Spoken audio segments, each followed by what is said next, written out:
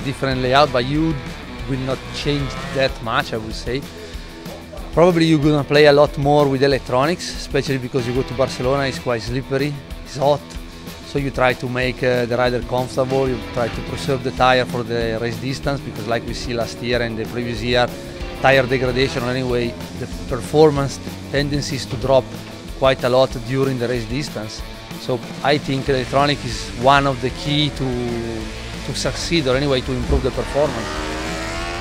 Like you said before, you have to compromise, because you want the rider to be comfortable. Because we see that in some places of the track you have a lot of bunch, much more than last year, where they want to keep steady speed and keep constant lines, and now it's something they cannot do always. So I think suspension is the first thing, and then maybe you can adjust, I don't know, a little bit difference in the swing arm, a bit of this, a bit of that. It's a bit of everything, no? Like you said, there is T3, T4, or the last corner also, where it's easy to have spin, especially after, I would say, the first half of the race. So there is something you need to preserve. Also you need to make the rider comfortable, because with a more slippery track you need to make them easier to not make big mistake, let's say, when they open the gas.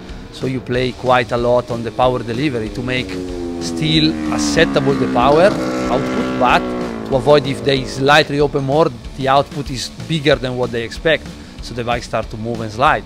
But also the front one is important, because you have a bit of, 2-3 places where you need to have quite fast direction changing, and especially now that they modify the last part, the front need to have good support for this, but also you need to have good support for the braking zone. And if you have a dropping tire in the last part of the race, you can get in quite big trouble.